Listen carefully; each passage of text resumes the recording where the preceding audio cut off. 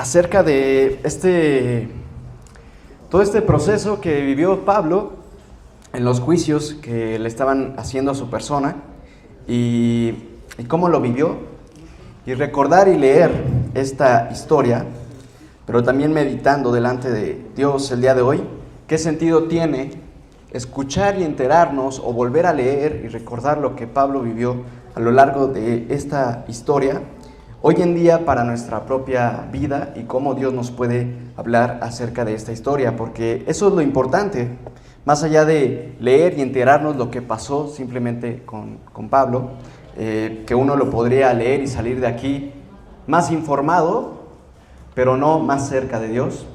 El propósito es qué realidad de lo que leemos en esta historia sigue vigente como para que tú y yo lo experimentemos hoy en día o en los próximos días o en los próximos años. Así que delante de Dios te invito a que prestes atención en una concentración de el estado de tu corazón delante de Él para que percibas la voz de Dios el día de hoy. Primero que nada, pues debemos acercarnos a la realidad que enfrenta Pablo al hacernos de alguna manera contemporáneos a la situación que está viviendo, que se trata ni más ni menos que el proceso de una paliza que le dan hasta casi el asesinato, de un juicio en el que se hacen falsas acusaciones y se exige su muerte, de quedar encarcelado y de la posibilidad de recibir una sentencia de muerte. Pensemos por un momento de inicio lo que implica eso. No sé si a ti te han golpeado hasta casi asesinarte o si has sido acusado de falsas acusaciones con la posibilidad de ser encarcelado o encarcelada, que te designen una sentencia de muerte. Pero esa es la profundidad, la delicadeza, lo grave de lo que estamos leyendo, porque al leerlo, pues uno ya puede interpretar, bueno, fue la historia del apóstol Pablo, pero es un hombre que estaba viviendo estas circunstancias y debemos acercarnos a esa situación como si hoy ocurriera, ¿no? Una paliza a tal grado en que lo pudieron haber asesinado en ese momento.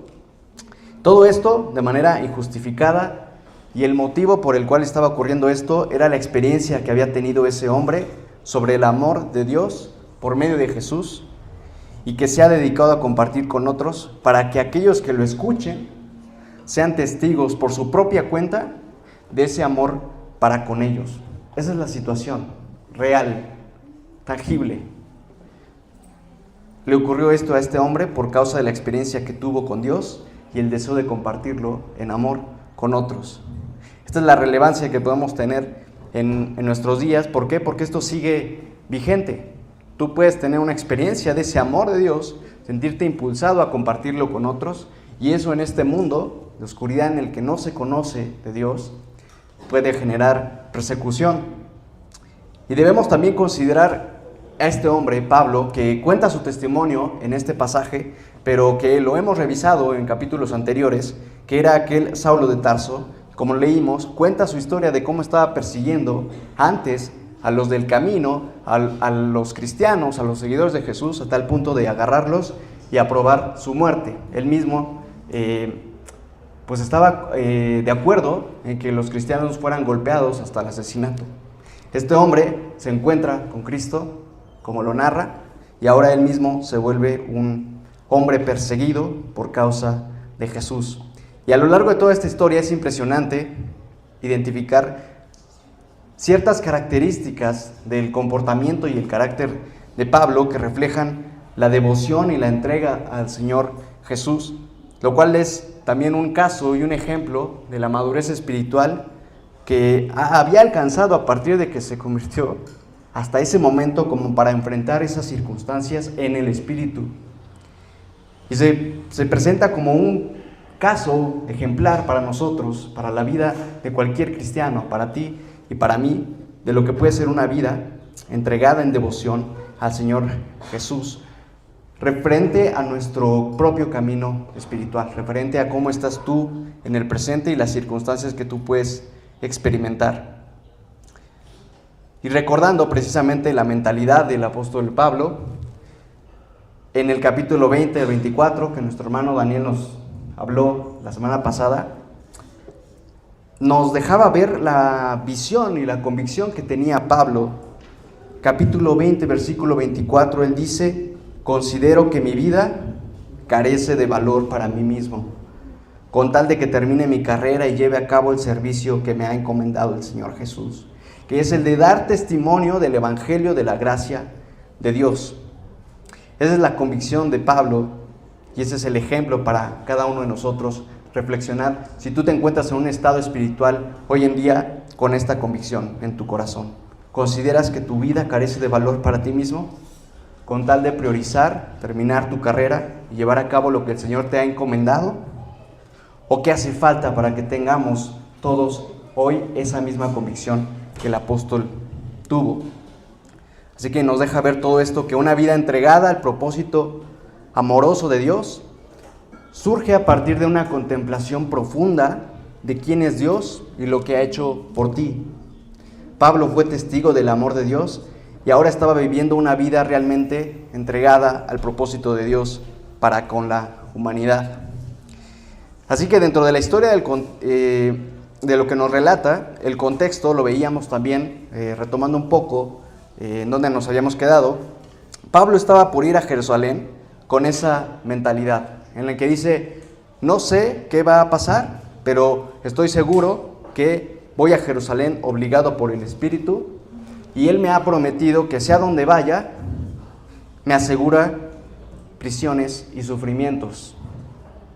Sin embargo, considero que mi vida carece de sentido y estoy dispuesto a eso.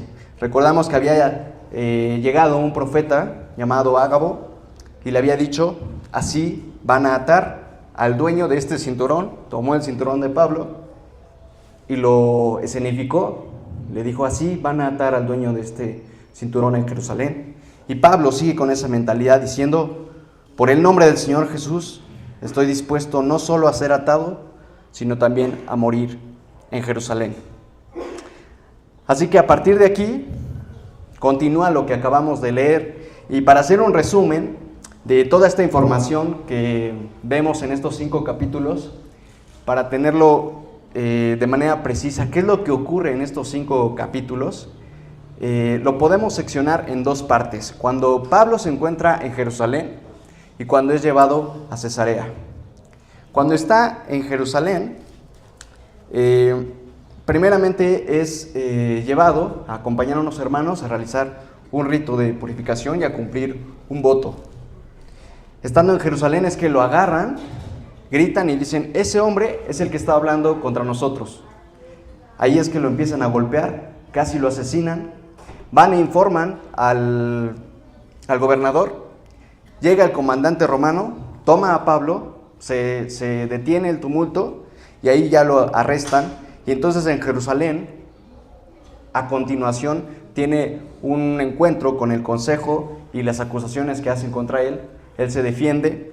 Finalmente el consejo planea asesinarlo ahí con una conspiración. Es por eso que los romanos lo trasladan entonces a Cesarea. Y en Cesarea igual ocurre un proceso de juicio en el que incluso se encuentra con 2 gobernadores, primero con Félix y luego con Festo. Y finalmente con Festo se encuentra con el rey Agripa y Berenice, que es la hermana del rey Agripa, y Pablo da testimonio ante los 3. Eso es lo que ocurre a grandes rasgos en estos 5 capítulos, estando Pablo en Jerusalén y luego es trasladado a Cesarea, y ante todos estos hombres, en una región o en otra, testifica acerca de ese amor de Cristo en su vida, explicando su historia y la verdad que se encuentra en Jesucristo, que es aquel que se le ha aparecido. Así que, yendo por porciones, podemos ver estas características del carácter y el comportamiento de Pablo en todo este proceso, lo cual, como digo, puede ser una referencia como ejemplo del carácter cristiano que tú y yo tenemos que cultivar. Y esto es lo que tú tienes que meditar. No es cuestión de que Pablo lo logró porque por sí mismo, como hombre, tenía una capacidad mayor para hacer ese tipo de cosas. La verdad cristiana nos revela que todos somos humanos, separados de Dios, incapaces, Y cuando uno se rinde y se entrega al Espíritu de Dios, es capaz de formar el carácter y la mentalidad de Cristo como para enfrentar este tipo de circunstancias. Así que tú estás involucrado en eso si eres llamado cristiano, seguidor de Cristo. Esto es una posibilidad para ti y para mí. Llegar a modelar este carácter frente a estas advertencias, a estas consecuencias de lo que podemos experimentar por nuestra fe. En la primera parte vemos a Pablo en Jerusalén y lo que nos muestra acerca de su carácter es maravilloso porque nos refleja una obediencia a la ley y una sujeción al amor. Llega a Jerusalén, se encuentra con los hermanos en Jerusalén, le cuenta todo lo que ha hecho por medio de su ministerio el Espíritu Santo al convertir a los gentiles, personas que no son judíos, han escuchado y creído y están cultivando la vida cristiana actualmente. Los hermanos en Jerusalén se alegran, pero le dicen, también hay muchos judíos que han creído, Pablo, y hay un conflicto con ellos, porque tú has llegado aquí a Jerusalén y ellos están considerando que tú estás hablando en contra de la religión judía, desechando sus normas, sus leyes, y que ya no tienes que cumplir eso. Ten consideración de ellos. Por eso te aconsejamos esto y que sigas nuestro consejo. Hay aquí entre nosotros 4 hombres que tienen que cumplir una promesa. Le dicen, llévatelos, toma parte de sus ritos de purificación y paga tú los gastos que correspondan a la promesa de rasurarse la cabeza. Así todos sabrán que no son ciertos esos informes o esos rumores acerca de ti en contra de los judíos, sino que tú también vives en obediencia a la ley. En cuanto a los creyentes no judíos, ya les hemos comunicado por escrito, y ustedes se acuerdan, ¿no?, de esa carta que le mandaron, de que no era necesario que guardaran la ley ni que se circuncidaran, sino que simplemente se abstuvieran por consideración a los judíos de los ídolos, de la sangre y de la carne de animales estrangulados y de la inmoralidad sexual.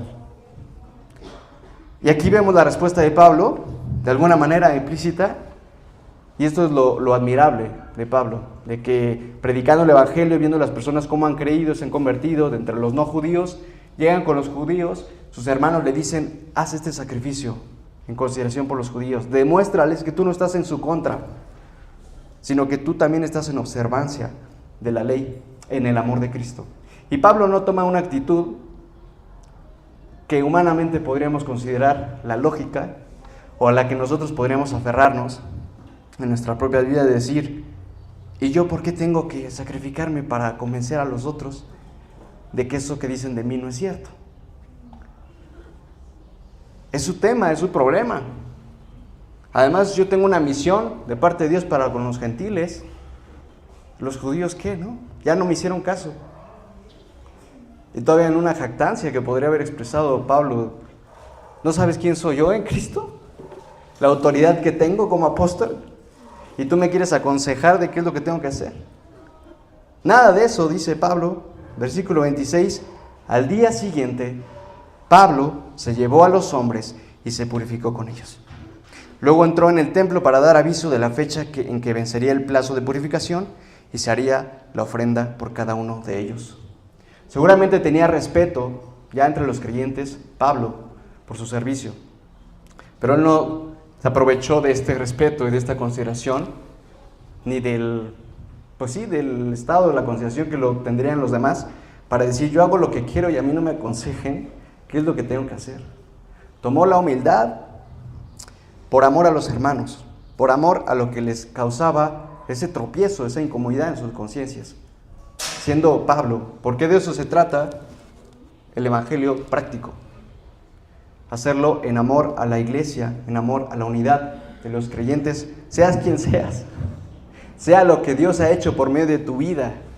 Como Pablo aquí, primero compartiendo lo que los gentiles habían recibido por medio de su ministerio, él ahora se somete al consejo que le dan los hermanos en Jerusalén.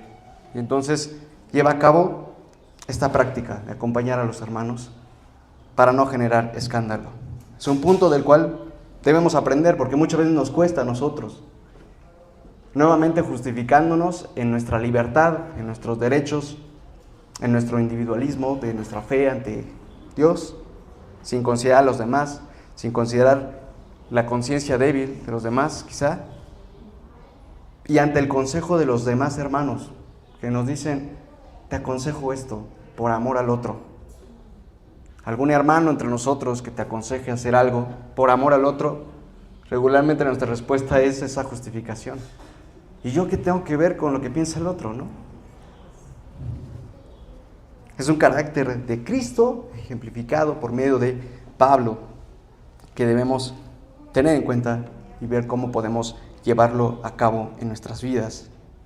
Y es entonces que estando en Jerusalén, por medio de esta situación, ocurre entonces que lo detectan y lo comienzan a golpear después de que lo agarran, que se ponen de acuerdo y gritan cosas distintas en su contra.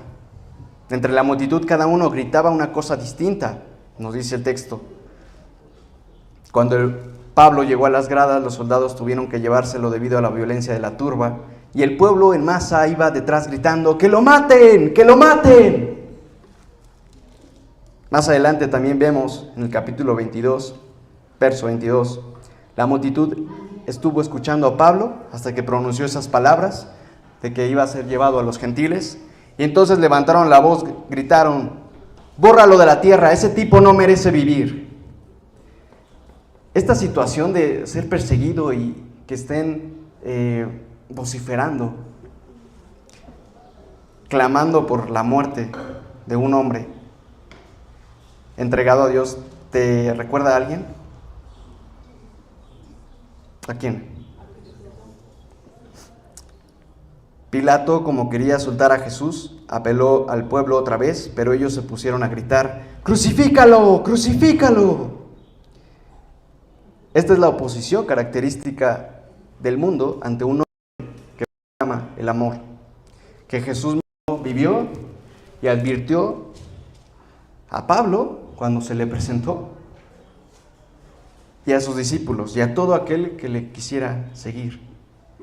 Y esa situación sigue estando vigente, ya ha estado vigente durante más de 20 siglos, desde que le ocurrió a Jesús, desde que le ocurrió a Pablo. Muchos hombres que viven en la llenura del Espíritu y proclaman el Evangelio, enfrentan esta circunstancia de muchos otros hombres que quieren eliminarlo de la tierra, eliminarlo del presente y dejar de escuchar esa voz que proclama el Evangelio. Y esto es algo que también debemos estar conscientes que el cristiano enfrenta. Lo hemos platicado y lo hemos advertido que en nuestro contexto actualmente no parece tan complicado hablar de Jesús. Aquí estamos hablando con la puerta abierta, en la Roma. Si alguien viene, le podemos hablar, pero posiblemente no va a reaccionar de la misma manera así tan agresiva de mátenlos. Al menos hoy no. Pero no sabemos si en un futuro seguirá siendo igual, ¿no? Y nuevamente la palabra nos hace reflexionar qué tan conscientes estamos siendo que podemos enfrentarnos a una circunstancia así.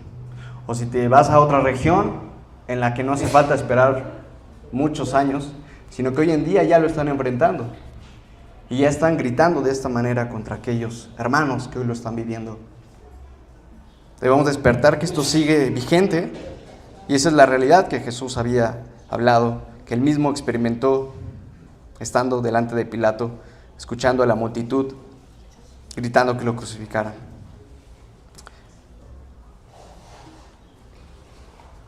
Más adelante vemos que Pablo, en la certeza que hemos contemplado de que Pablo no se resistiría a morir, es curioso que vemos en la interacción con la multitud y en la interacción con los gobernantes ciertas estrategias de Pablo. ¿Lo notaron en la lectura del texto?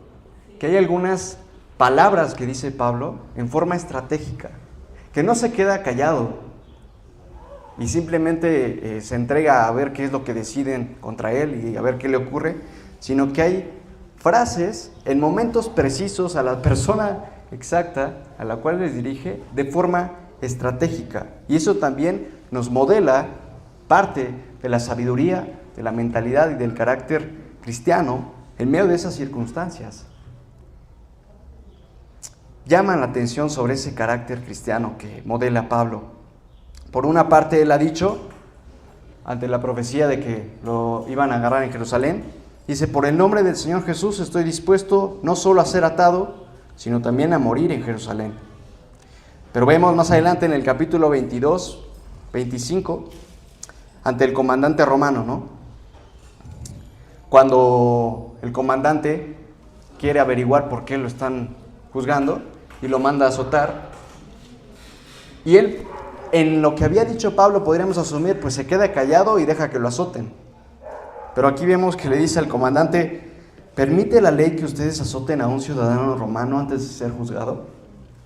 Así que cuando leemos el texto podría parecer contradictorio, ¿no? Pues no, que Pablo está entregado a dejarse asesinar y a dejarse maltratar. ¿Por qué ahora está hablando, preguntando como: ¿está bien lo que estás haciendo? ¿Te lo permite la ley? Y por medio de pregunta, no le está diciendo: oye, eso no te está permitido, sino por medio de la pregunta, para que él mismo recapacite y reflexione en lo que está haciendo.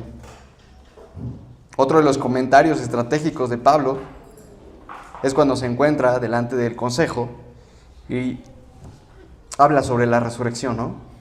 Pablo, sabiendo que uno de ellos era saduceos, entre los judíos que estaban presentes, unos son saduceos y otros son fariseos. Y exclamó ante el consejo: hermanos, yo soy fariseo de pura cepa. Me están juzgando porque he puesto mi esperanza en la resurrección de los muertos. ¿Cuál es la estrategia ahí de Pablo? Y el mismo texto lo explica, ¿no? Los saduceos no creen en la resurrección ni en los ángeles. Los fariseos sí creen. Así que el comentario y lo que procesa Pablo es: ellos mismos están en desacuerdo respecto a sus creencias de la vida y de la realidad espiritual. Y me están acusando a mí de lo que yo les estoy comunicando de la realidad espiritual. Que el que está por encima es Cristo. Y que se ha manifestado y ha resucitado. Y por eso me están juzgando a mí. Pero entre ellos están en desacuerdo. Eso es todo lo que procesa internamente Pablo. Y entonces dice: me están juzgando por la resurrección. Y él era fariseo, lo dice.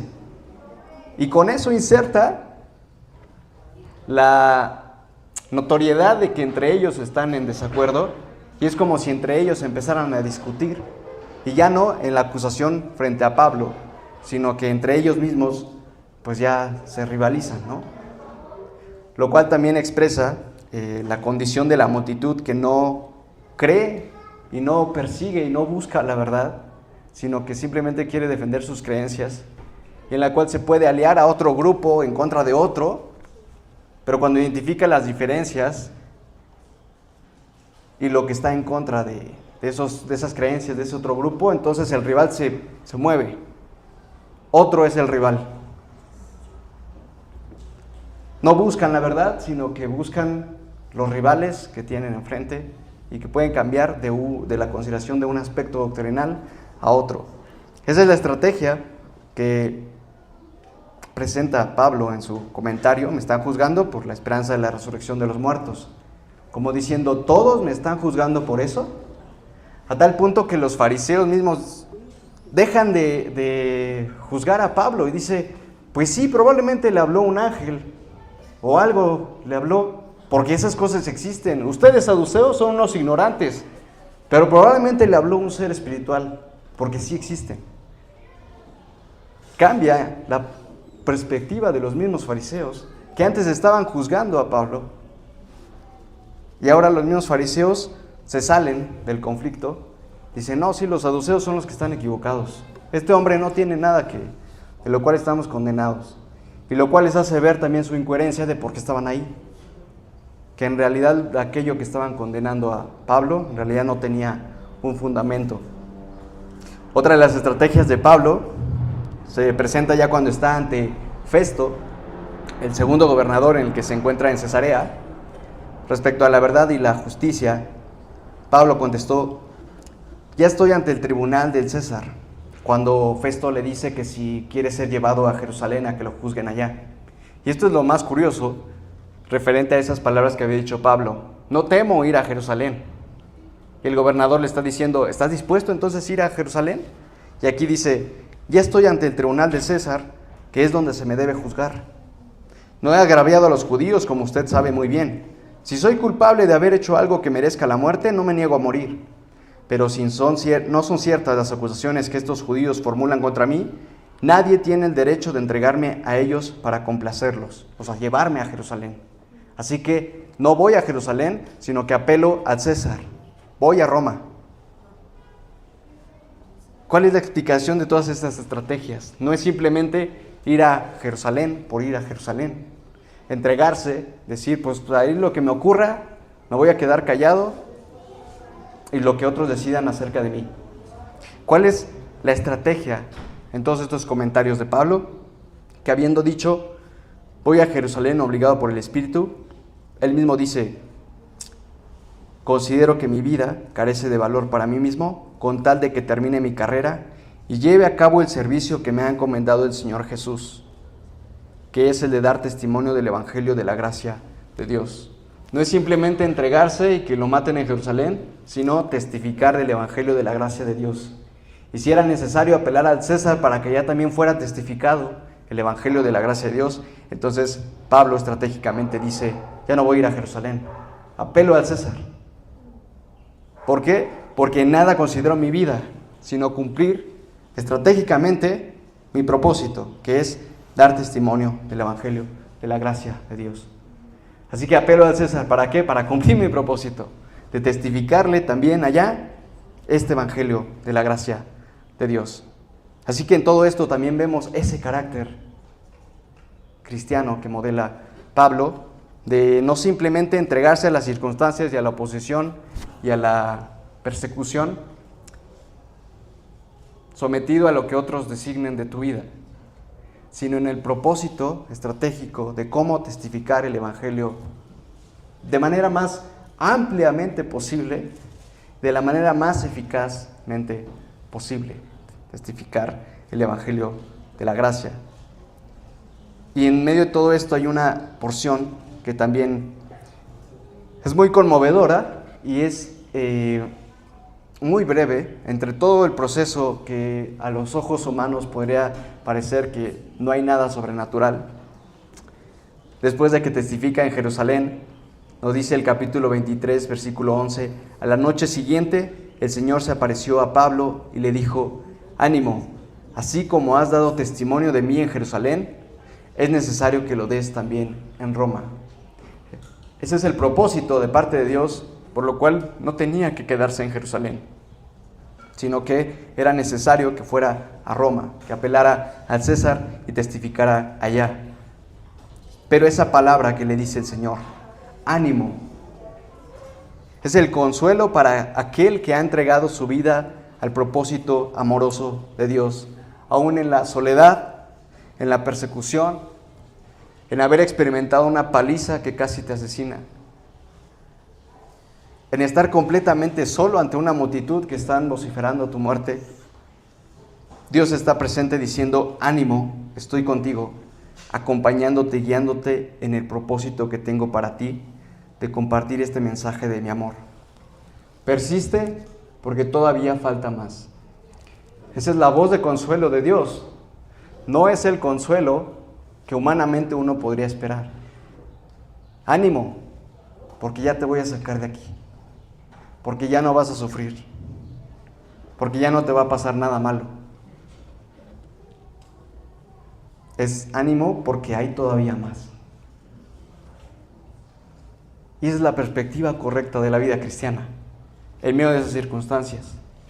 Quizá ninguno de nosotros hemos llegado a esa circunstancia, ¿no? De que han sido golpeados hasta el asesinato. De que están completamente solos delante de una multitud que pudiera inundarte en el temor, ¿no? Que te intimide. Pero aún en nuestras circunstancias, esas palabras pues toman sentido. Y a Pablo ya le dijo, así como has dado testimonio de mí en Jerusalén. O sea, ya lo diste, ya lo hiciste, falta más. ¿Nosotros en qué punto estamos? ¿Ya has dado testimonio, al menos en una porción, para que te diga, falta más? ¿O ni siquiera la primera porción la hemos llevado a cabo? Y entonces nos anima de inicio, anímate primero a testificar dónde estás. Porque ¿qué crees? Es el comienzo. Una vez que lo hagas, entonces estaré contigo y te animaré para lo que viene. Esa es la vida cristiana y esa es la perspectiva cristiana.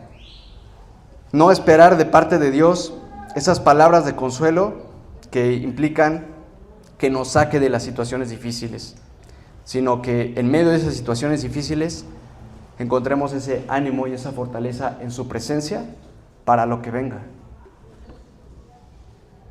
Ese es el consuelo para aquel que ha entregado su vida al propósito amoroso de Dios.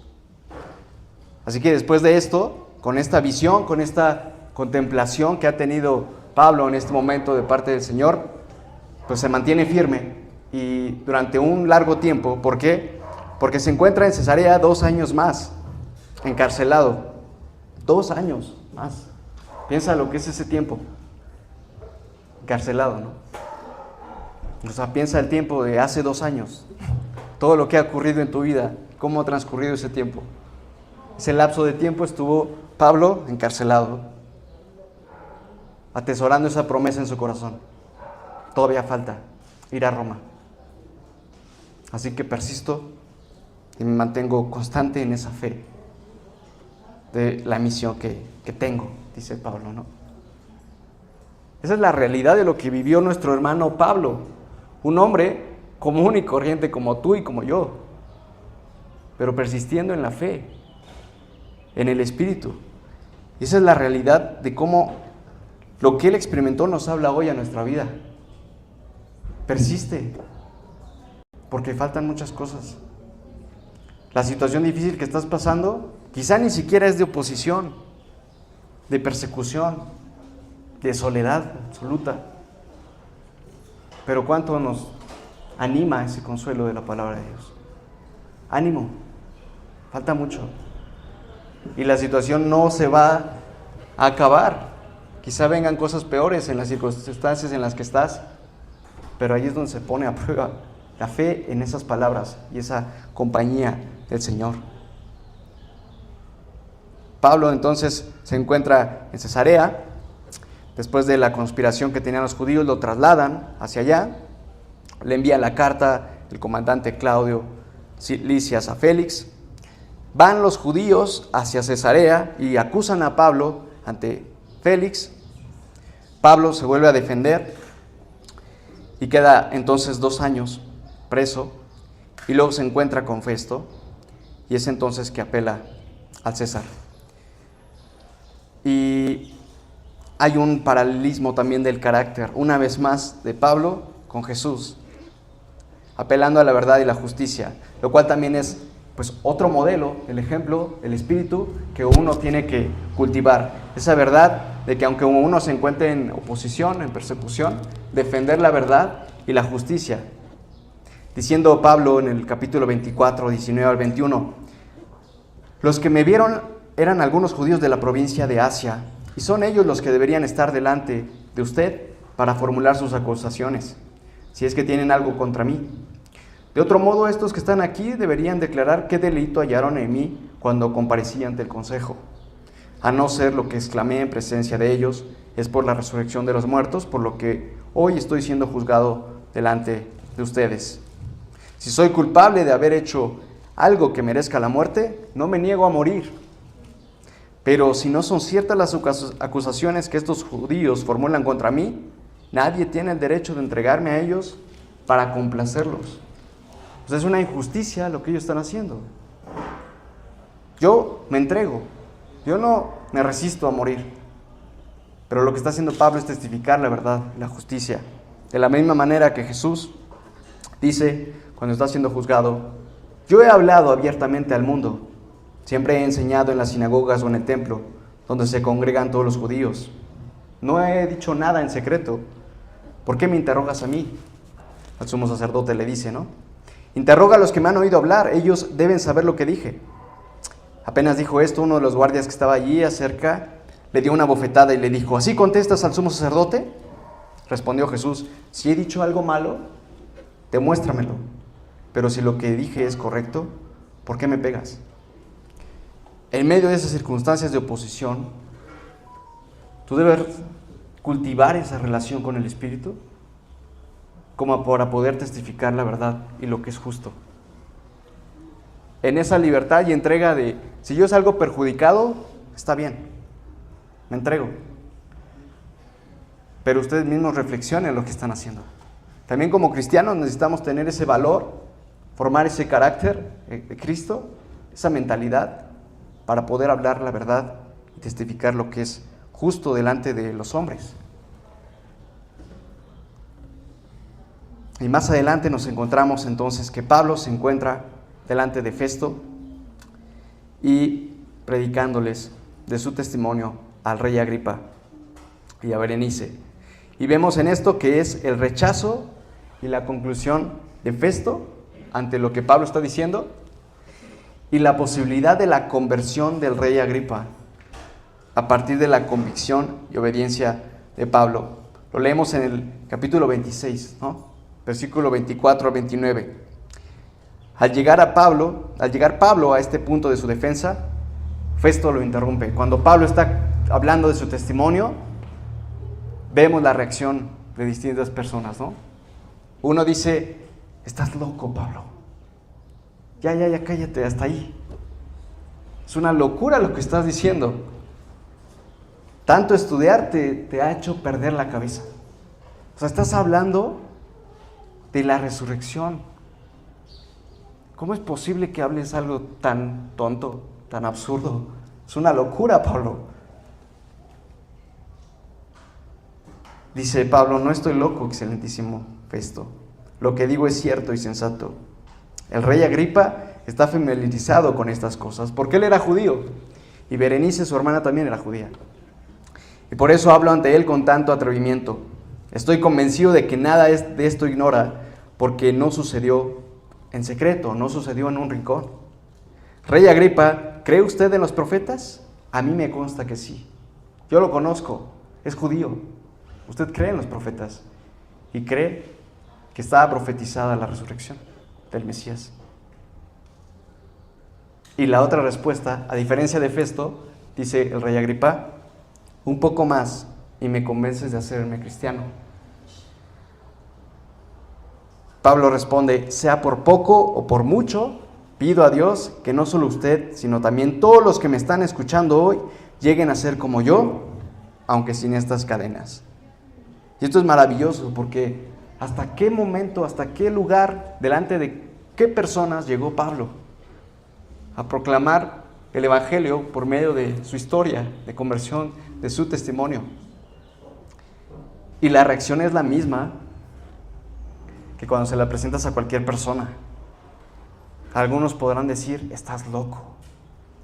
Estás hablando de cosas sobrenaturales, de resurrección, de que Jesús resucitó y ascendió y que promete que está todavía aquí.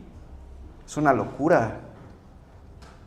Tanto leer la Biblia, te has vuelto loca, te has vuelto loco. ¿En qué secta te metiste, no? ¿Qué grupo es ese de la Roma que te lava el cerebro para andar diciendo ese tipo de cosas? ¿No? Tus familiares, amigos o compañeros de trabajo a los cuales les has compartido tu historia, tu testimonio, lo que tú has visto, lo que has contemplado, y algunos van a reaccionar así. Ya no me cuentes más. Es una locura lo que estás diciendo. Ojalá puedas volver a la cordura, ¿no? Salir de ese grupo sectario de los cristianos. Eso se ha de manifestar en que muchas personas han de responder de esa manera, ¿no? Pero por otra parte, algunos dirán, es coherente lo que dices. Y no te puedo decir algo en contra. Tampoco me voy a hacer cristiano ahorita. Pero suena coherente. Como que suena convincente, pero no sé. Hay algo que todavía no. Y quizá es algo que no ha comprendido o precisamente su corazón de lo que implica creer y entregarse al Señor en arrepentimiento y en un rechazo a su vida para seguir a Cristo. Y el cristiano, ¿cómo debe reaccionar y qué debe responder? Sabiendo que estas reacciones están y seguirán constantemente. Y en la incertidumbre de que probablemente ese que diga por poco ¿Me convierto? Quizá no se convierta. O quizá con el tiempo sí. O aquel que dice, son unas locuras, siga así hasta el final de su vida, o algo ocurra en su vida, como para que se convierta. Y ese que antes decía, son locuras, termine testificando a otros, que luego le dirán, son locuras lo que estás diciendo. Porque Pablo mismo es ese. Escuchaba de la resurrección de Jesús, y decía, esos cristianos locos, tenemos que perseguirlos y acabar con ellos. Y ahora Pablo es el que está aquí hablando de la resurrección de Jesús. Y otros lo están llamando loco. Y lo están persiguiendo. Esa es la gloria del Evangelio. Y la respuesta del carácter y de la mentalidad de Cristo en las personas es esta. Y nosotros debemos igualmente cultivarla. Decir, no estoy loco. Yo sé lo que he creído. Y con razón, porque yo mismo decía que era una locura. O sea, no me voy a ofender. Comprendo tu estado en que opines eso acerca de mí. Pero no estoy loco. Y aquellos que dirán, ¿estás loco? Bueno, dirás, pues ¿qué te digo? ¿No? Te proclamo el Evangelio, te cuento mi historia, pero pues yo no soy el Señor, ¿no? Ya has escuchado el mensaje, pero a lo mejor voy a dialogar y seguir hablando con aquel que dice, me está haciendo sentido esto. Y así ha ido Pablo, ¿no? Y así tenemos que seguir con las personas que han considerado, no, en realidad eres un fanático. Ya no quiero que me sigas hablando. Bueno, pues habrá otros que dirán, tiene sentido. Háblame más, ¿no? Y así tenemos que estar dispuestos a compartir el Evangelio con esa convicción, estar firmes en lo que hemos contemplado y el glorioso amor de Jesucristo para nuestra vida. Y es que es precisamente por eso que Pablo se hallaba tan firme en una circunstancia así de complicada. Pensémoslo de manera cercana. Familia, ¿tú te has sentido intimidado, nervioso, inseguro al compartir el mensaje del Evangelio en una conversación con una persona o delante de una audiencia? Y delante de una audiencia que quizá no te está persiguiendo en un grado tan grotesco y brutal hasta la muerte. Pero ¿por qué Pablo podría haber estado tan firme delante de todo lo que ha pasado para decir, no estoy loco y no me voy a callar? Esto es la realidad. Por lo que ha contemplado. Porque es más grande la visión que ha tenido de parte de Dios en Jesucristo que lo que está viendo en ese momento de las personas, de su enojo y de su oposición. Él sigue absorto en la realidad de Cristo como para estar firme, decir, me han golpeado, casi hasta matarme, pero no puedo negar lo que he visto. No puedo quedarme callado.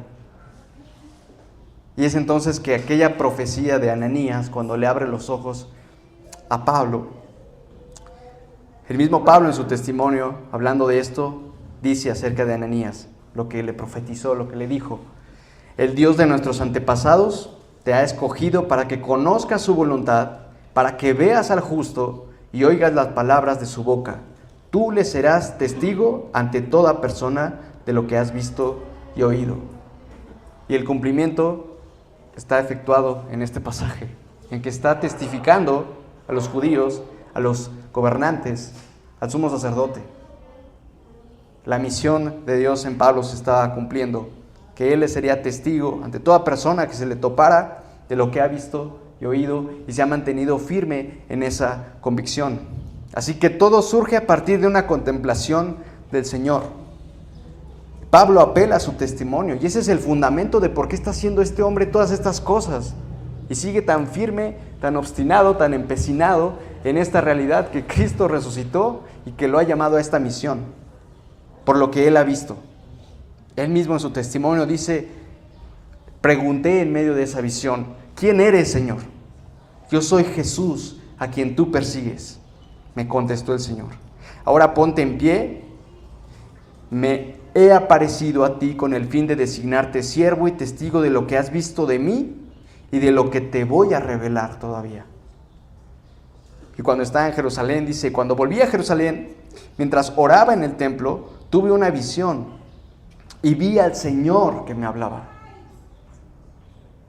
Todo surge a partir de lo que ha contemplado del Señor. Esto es lo que experimentó Pablo. Y debemos hacer una diferencia. Pablo, su circunstancia y su llamado es uno. Tú, tu realidad y tus circunstancias y tu llamado es otro. Y el que tienes a tu lado también tiene su propio llamado y sus propias circunstancias. Pero el Señor que se revela es el mismo. Y el poder del Espíritu es el mismo. Y la experiencia de contemplarlo te transforma de la misma manera. Así que una vida entregada para el propósito de Dios surge a partir de una contemplación profunda de quién es Dios y lo que ha hecho por ti. Por eso es que a través de lo que ha visto puede llegar a expresar de esa manera: considero que mi vida carece de valor para mí mismo.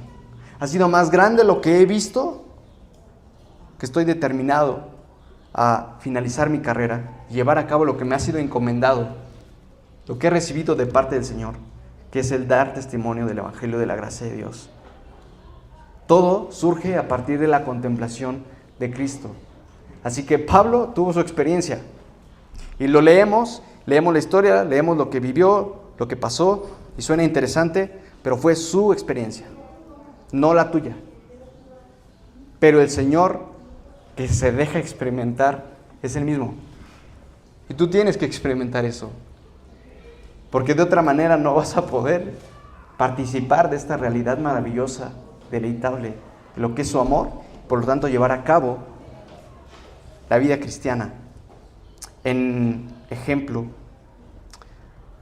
de lo que es Cristo para nosotros. Y es donde encontramos la importancia del encuentro verdadero con Cristo. Si no, todo esfuerzo es humano y la práctica cristiana es vana y superficial.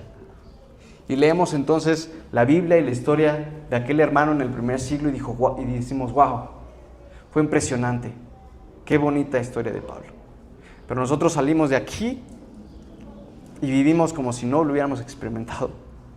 Y nos queda el recuerdo de que otros lo han experimentado. Y pues bien por ellos. Pero esto no está escrito para que simplemente te enteres de lo que otros experimentaron, sino que el Señor en el presente te está hablando a ti para que lo vivas de la misma manera. Eres tú delante de Dios. Así que medita esto. ¿Tú te has encontrado con Cristo? Tienes que reflexionar y recordar tu historia, tu testimonio, porque de la misma manera que Pablo le marcó, lo traumó el encuentro con Cristo y lo transformó, así ese mismo encuentro transforma la vida de todos y cada uno de nosotros. Y tú recuerdas tu historia, pues vas a contemplar de qué manera el Señor atravesó tu vida y te traumó, te transformó. Y tenemos que recordarlo. ¿Por qué? Porque pudo que haber ocurrido en nuestra vida hace cuánto tiempo, algunos años quizá, y nos sentimos con esa conmoción en nuestro ser cuando ocurrió. Pero a lo mejor a la distancia del tiempo vamos recapacitando en el sentido de la realidad humana y considerando a veces como una locura eso que nos pasó. Y nos vamos enfriando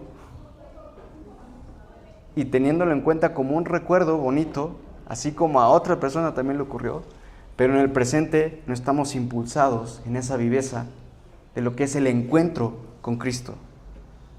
Así que recuerda tu historia, tu testimonio, porque es lo que Pablo tiene presente y es lo que testifica a otros. Eso me pasó.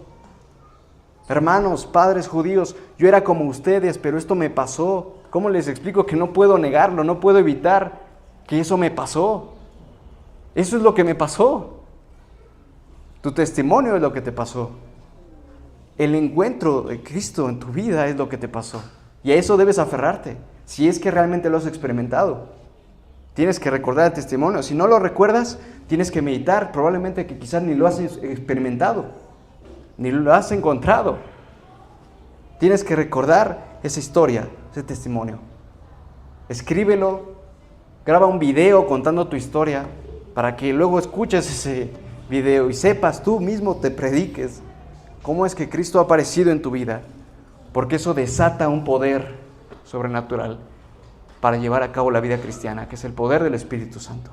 Recuerda tu testimonio. ¿Cuándo fue la última vez que recordaste tu testimonio? Que te sentiste conmovido, porque tú mismo quizá ya te sabes la historia, pero a lo mejor ya no te conmueve. Pero es algo sobrenatural, lo más maravilloso que te pudo haber pasado en la vida, que Cristo te cerró el camino y te dijo, ¿a dónde vas? ¿Por qué me sigues? Eso debe traumarnos y debe transformarnos constantemente. Y ese debe ser nuestro fundamento de por qué hacemos todas las cosas en Cristo. La profundidad con la que contemples a Cristo es proporcional al impulso con el que vas a desear vivir una vida entregada a su glorioso propósito. Porque no se trata, hermanos, hermanas, de simplemente esforzarnos humanamente en proclamar el Evangelio o de servir a Dios en cualquier cosa que eso signifique en nuestra mente, o de servir a la iglesia porque sí, porque es la costumbre, porque el pastor lo dice, porque la Biblia dice que tengo que proclamar el Evangelio y entonces me tengo que esforzar en eso. No es simplemente hacerlo porque sí, sino que contemplando realmente la gloriosa presencia del amor de Cristo hacia ti, su misericordia, naturalmente te sentirás impulsado en ese amor a compartirlo con otros. Y no vas a poder quedarte con la boca cerrada, ni con los brazos cruzados. Recuerda tu testimonio y háblalo donde te encuentres y a quienes te encuentres. ¿Por qué? Porque la Escritura nos dice que si estamos locos es por y para Dios. Y si estamos en nuestro sano juicio es para beneficio de todos ustedes, hermanos y hermanas. Porque el amor de Cristo, la gracia, la misericordia de Cristo nos constriñe, nos controla, nos impulsa, nos obliga, pensando y contemplando esto. Cristo murió por todos, por ti, por mí, por lo tanto han muerto a la vida antigua. Él murió por todos para que los que reciban la nueva vida de Cristo ya no vivan para sí mismos. Más bien vivirán para Cristo y en Cristo, quien murió y resucitó por ellos. Esto ha venido de parte de Dios, quien nos trajo de vuelta a sí mismo por medio de Cristo. Y Dios nos ha dado la tarea de reconciliar a la gente con Él. Pues Dios estaba en Cristo reconciliando al mundo consigo mismo, no tomando en cuenta el pecado de la gente. Y nos dio a nosotros, ¿a quiénes? A Pablo, a los cristianos del primer siglo nada más. No a nosotros, a ti y a mí. Se ha arribado a tu vida, se ha interrumpido todos tus planes, tus sueños, y te ha mostrado el amor de Cristo. Te ha dado esta tarea, este maravilloso mensaje para compartirlo con otros, que es el mensaje de la reconciliación. Así que somos embajadores de Cristo. Dios hace su llamado por medio de nosotros, hermanos. Hablamos en nombre de Cristo cuando le rogamos a la gente, vuelvan a Dios. ¿Por qué? Porque esto es lo que me pasó. Porque este es mi testimonio, esta es mi historia y no puedo quedarme callado. Es algo que he comprobado y te lo comparto. Probablemente pienses que es una locura. Está bien. Probablemente te esté convenciendo. Creas o no creas, lo seguiré hablando. Si creas, me alegro. Pero si no crees, esto es lo que me ha pasado y no puedo quedarme callado. Así que, ¿has contemplado a Cristo? Tienes que recordar tu testimonio para saber cómo has contemplado a Cristo. Si no lo has contemplado, considera seriamente si realmente te has encontrado con Cristo. Y si lo has contemplado en algún momento, medita, ¿estás contemplando a Cristo actualmente? ¿Cómo estás contemplando a Cristo? ¿De qué manera práctica? No es algo abstracto, es cómo estás recordando y contemplando ese amor, esa gracia día a día, en tu semana, en tu realidad cotidiana. Qué lamentable cuando estamos distraídos contemplando otras cosas.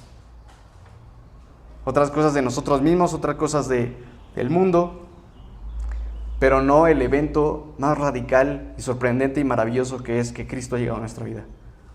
Qué lamentable cuando estamos distraídos viendo durante horas contenido en internet que a los 5 minutos ya no recordamos. O cuando estamos afanados buscando refugios para nuestra alma y nuestras emociones, que no es el amor de Cristo. Cuando queremos ir a pasear o comprar cosas y hallar nuestro refugio y nuestro descanso en ese tipo de prácticas. Y lo entiendes en la sabiduría de Cristo de que no tienes prohibido comprar cosas, ¿verdad? Sino que te invita a reflexionar. Si estás contemplando a Cristo o estás contemplando lo que el mundo te dice que contemples. Que en última instancia no te transforma como te transforma el amor de Cristo. ¿Cómo estás contemplando a Cristo actualmente? Porque eso es el reflejo, esa es la raíz o la fuente de cómo estamos viviendo. Si regularmente tenemos miedo o nos sentimos intimidados o confundidos o atemorizados cuando las personas no creen lo que nosotros creemos o nos llaman locos o se oponen o incluso expresan algún tipo de persecución a otras personas. Todo eso conecta con la raíz y la fuente de cuánto estoy contemplando a Cristo. Porque si estoy contemplando a Cristo, ya doy por hecho de que alguna persona me va a considerar como un loco. Pero al igual que Pablo, él estará firme, cada uno de nosotros estará firme en decir, no estoy loco, yo sé lo que he contemplado. Y eso va a desarrollar el carácter cristiano en ti, mantenerte firme ante esas circunstancias. Incluso con el anhelo y el deseo de predicar el Evangelio. ¿Cuándo fue la última vez que predicaste el Evangelio? Porque eso también es real. Si no hemos sentido recientemente el deseo, el ardor, el fervor de compartir este mensaje tan glorioso a mi compañero de trabajo, a mi vecino, a mi amigo, a mi familiar, durante el último tiempo, es que entonces recientemente no he estado contemplando ese maravilloso mensaje. El poder transformador que tiene ese mensaje. Se me ha olvidado cómo es que a mí me lo predicaron y me transformó la vida. Cómo es que me encontré con Cristo.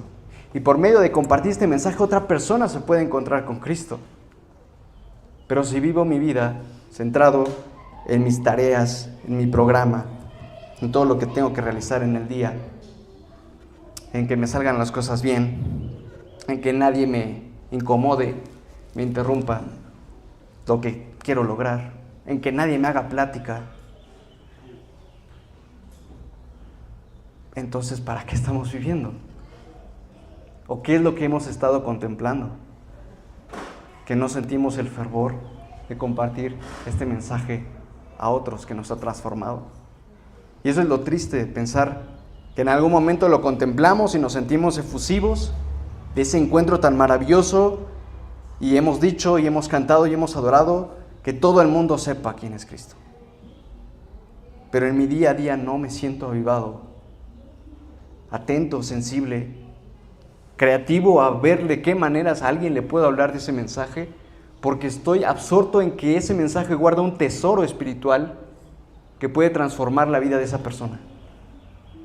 Es triste cuando estamos como zombies en el día a día, y no en la actitud de Cristo, considerando el valor precioso que tiene este mensaje. Y para ti también que has contemplado y no te has podido callar, cuando te encuentres en ese momento, ten confianza de que el Señor te acompaña. Como a Pablo le dijo, ánimo, así como has dado testimonio de mí en Jerusalén, es necesario que lo des también en Roma. Donde sea que te encuentres, y lo que has hecho en el Señor hasta ahora, y a quienes les has hablado, a quienes les has testificado, recuerda las palabras del Señor. Ánimo, escúchalas como de parte de Dios hoy para tu vida. Ánimo, así como has dado testimonio de Él, es necesario que lo des también todavía en otras partes, en otras personas. Si el Señor no te ha llevado a su presencia y sigues viviendo, todavía hay algo necesario que tienes que hacer. Y el Señor te va a guiar. A lo mejor ya te dijo, como a Pablo, ya lo diste en Jerusalén, ahora tienes que ir a Roma. A lo mejor ya sabes a quiénes les tienes que testificar. A quienes ya les testificaste y a quienes todavía no. A lo mejor ya sabes hacia dónde el Señor te está dirigiendo a testificar. Porque ese es el propósito, para eso te llamó. Para proclamar las riquezas de su gloria. Tienes que estar atento a ese mensaje y a esas palabras de consuelo y de ánimo.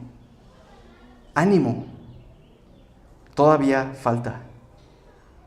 Y recuerda eso, se va a poner más fácil, tranquilo. Ya no te van a ocurrir estas circunstancias. La gente ya no va a pensar que estés loco. La gente va a recibir tu mensaje. No es ánimo, todavía tú tienes que testificar. No te muestras si las personas van a creer o no, pero sí te dice, todavía falta mucho. Así que toma en cuenta esto, no importa cuántos años estés en Cristo, cuánto has testificado acerca de Él, en qué momentos, en qué lugares, a qué personas has testificado. Todo lo que había hecho Pablo hasta este momento podría ser humanamente coherente para decir, ya fue suficiente. Ya me voy a una región tranquila a descansar. Ya hice lo que tenía que hacer. Pablo ya no era joven. Y con todo lo que estaba padeciendo, el Señor le dice, todavía falta. Así que tú, en la consideración de cuánto has caminado con Cristo, cómo está tu carácter, tu madurez espiritual o tu inmadurez en el estado en el que te ha faltado madurar ciertas áreas, el Señor te sigue acompañando y Él es paciente porque Él sabe todo el camino que has de procesar, ¿no? Tú no lo sabes y a lo mejor piensas en este momento ya fue suficiente. Ya hasta aquí seguramente el Señor ya me dará palabras de ánimo y me dirá todo estará tranquilo, lo que falta ya es de bajada, ¿no? A lo mejor no, el Señor todavía dirá, así como lo has hecho hasta ahora, es necesario todavía que lo hagas, incluso en una circunstancia, en una ciudad, ante personas todavía más duras, más difíciles. Todavía es necesario quizá que llegues al martirio,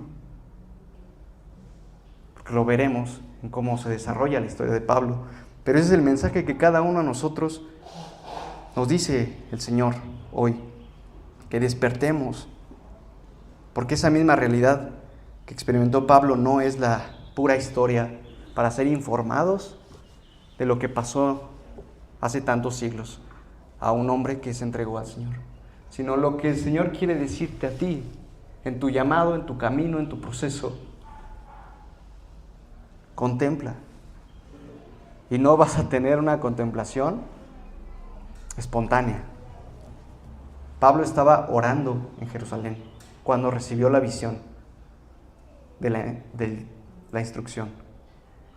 ¿Cuánta falta nos hace también las disciplinas espirituales para contemplar a Cristo? Estar concentrados en oración, en ayuno, en meditación de la palabra, para escuchar la voz de Dios, para profundizar a lograr tener una contemplación de Cristo. Pero si oramos durante la comida nada más y damos gracias por los alimentos y oramos durante 5 minutos y luego nos quedamos dormidos, o nos quedamos con el versículo del día que nos mandan en la notificación del celular, no vamos a profundizar, a contemplar un destello más de la gloria de Cristo. Contempla a Cristo y recuerda estas palabras de ánimo, donde sea que te encuentres, y en el momento en el que te encuentres y frente a las personas que te encuentres. Señor Padre, Dios, te damos gracias por hablarnos por medio de Cristo en esta mañana. Gracias, Señor, por tu Espíritu, por la reconciliación por medio de Cristo y porque nos has preservado la historia de nuestro hermano Pablo en el siglo I para poder ver e identificar el poder de tu Espíritu en hombres comunes y corrientes. Y cómo es que quieres lo mismo, Señor, para nosotros, una vida entregada. Te pido que cada uno de los que estamos aquí reunidos escuchando este mensaje podamos hacer una introspección sincera, humilde delante de ti y nos llames a esta contemplación para que todo fluya a partir de contemplar profundamente a Cristo. Ser valientes para predicar el Evangelio, estar firmes a través de nuevamente contemplar a Cristo, Señor. Esto es lo que queremos. Y a partir de esto sabemos que tu Espíritu es poderoso para sustentarnos, pero queremos ver a Cristo. Ayúdanos en esto, esfuérzanos, exhórtanos, llámanos a las prácticas espirituales para profundizar en la contemplación de Cristo. En el nombre de Jesús, amén.